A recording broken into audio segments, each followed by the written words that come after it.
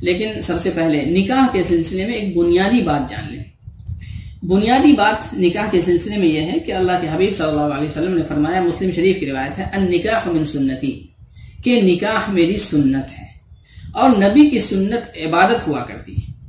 اور عبادت میں بعض عبادات تو وہ ہیں جن کے لیے زمانہ متعین ہے، دن اور وقت متعین ہے، لیکن کچھ عبادتیں ایسی بھی ہیں جن کے لیے کوئی زمانہ اور وقت اور مہینے متعین نہیں ہیں۔ چنانچہ نکاح ایک ایسی عبادت ہے جس کے لیے نہ مہینہ متعین ہے، نہ وقت متعین ہے، کچھ متعین نہیں ہے، بلکہ یہ جو طرفین ہیں، یعنی جو دو خاندان ہے، لڑکا اور لڑکی، ان دونوں کے خاندان، ان کے اوپر یہ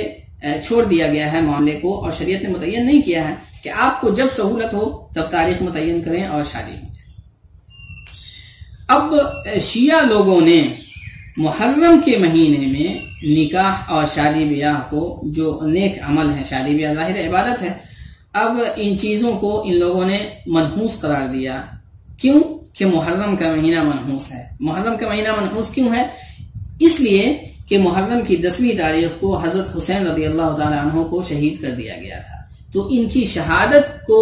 شیعہ حضرات نے منحوس سمجھا، اور شہادت کی نحوست کی وجہ سے اس پورے مہینے کو منحوس سمجھا، اور اس پورے مہینے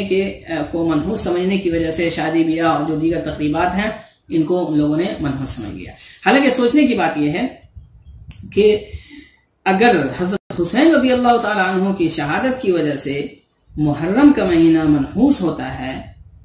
تو ان کے جو والد گرامی ہیں حضرت علی رضی اللہ تعالی عنہ،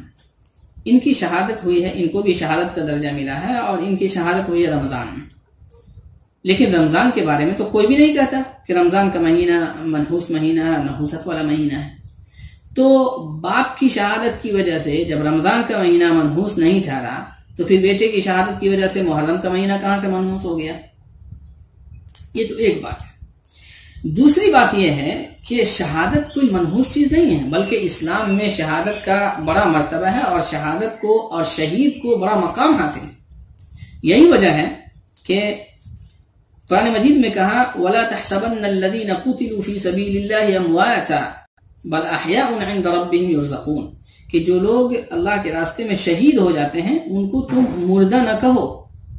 کہ وہ مر گیا، اس کا انتقال ہو گیا، یا اسے مار دیا گیا، یا اسے قتل کر دیا گیا، اس طرح کے جو نام ہیں نا یہ نہ کہو، بلکہ ان کو شہید کا لقب دو کہ اسے شہید کر دیا گیا، اسے شہادت ملی، اسے شہادت کا درجہ نصیب ہوا،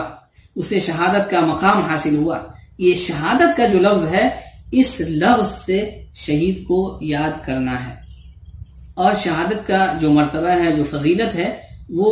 بہت بڑی ہے۔ چنانچہ اللہ کے حبیب صلی اللہ علیہ وسلم کی یہ تمنا تھی، بخاری شریف میں روایت ہے، اللہ کے حبیب صلی اللہ علیہ وسلم فرماتے ہیں، لَوَدِدْتُ أَنِّي أُقْتَلُ فِي سَبِيلِ اللَّهِ ثُمَّ أُحْيَا ثُمَّ أُقْتَلُ ثُمَّ أُحْيَا ثُمَّ أُقْتَلُ ثُمَّ أُحْيَا ثُمَّ أُقْتَلُ، یہ 4 مرتبہ حضور صلی اللہ علیہ وسلم نے فرمایا، میری یہ تمنا ہے کہ میں اللہ کی راہ میں شہید کیا جاؤں، پھر مجھے زندہ کیا جائے، پھر شہید کر دیا جاؤں، پھر مجھے زندہ کر دیا جائے، پھر شہید کر دیا جاؤں، پھر مجھے زندہ کیا جائے، پھر میں شہید کر دیا جاؤں۔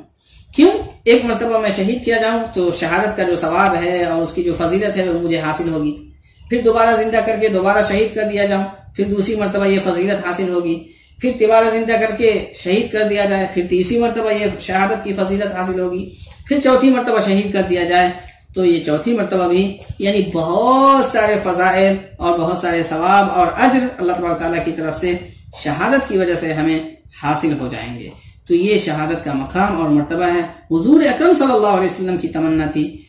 تو شہادت جیسی اہم چیز منحوس کیسے ہو سکتی ہے؟ اس لیے یہ مہینہ، بلکہ محرم کا جو معنی ہے، محرم کا معنی ہی ہے احترام اور عظمت کی۔ محرم کا مہینہ یہاں اہل سنت والجماعت کے نزدیک یہ مہینہ تو انتہائی عظمت والا اور احترام والا مہینہ ہے۔ اللہ تبارک تعالیٰ نے قرآن مجید میں محرم کے مہینے کو ان 4 مہینوں میں شمار کیا ہے جن کو اللہ تبارک تعالیٰ نے ایک خاص فضل اور مرتبہ بخشا ہے، اور حدیث شریف میں باضابطہ اس کا تذکرہ ہے کہ ذوالقعدہ، ذوالحجہ اور محرم اور رجب، یہ 4 مہینے ہیں، فضیلت والے مہینے ہیں۔ تو جب یہ مہینہ فضیلت والا مہینہ ٹھہرا تو اس مہینے میں اگر کوئی شخص شادی بیاہ کا اہتمام کرے، خاص اہتمام کرے، یہ اور اچھی بات ہے، اور زوجین کے لیے سعادت کی بات ہے، اور خوشی کی بات ہے، اطمینان کی بات ہے، اور بلکہ تو جب یہ مہینہ فضیلت والا مہینہ ٹھہرا تو اس مہینے میں خاص طور پہ نیکیوں کا اہتمام کرنا چاہیے، اور شادی بیاہ چونکہ نیک کام ہے اس لیے شادی بیاہ کا بھی اہتمام ہو. اور جس شخص کی شادی محرم کے مہینے میں ہو تو یہ تو اور بڑی سعادت کی بات ہے، خوشی کی بات ہے کہ کسی کی شادی اس مبارک اور محترم اور معزز اور عظمت والے مہینے میں اس کی شادی ہو رہی ہے. تو اللہ تبارک تعالیٰ سے امید ہے کہ اللہ تبارک تعالیٰ اس مہینے میں شادی کی برکت سے اس شادی کے اندر برکت ڈال دے، اور زوجین میں جو باہمی الفت اور محبت ہے وہ ڈال دے. یہ جو شادی کو منحوس سمجھنا اور اس مہینے کو منحوس سمجھنا یہ شیعوں کی ذہنیت ہے، اور شیعہ لوگوں سے یہ باطل عقیدہ اور یہ فاسد خیالات ہم اہل سنت والجماعت میں بھی آ گئے ہیں. لہٰذا ان چیزوں سے بچنا چاہیے، اور یہ نحوست والی کوئی چیز نہیں ہے، بلکہ یہ مہینہ خاص عظمت والا اور خاص اہمیت والا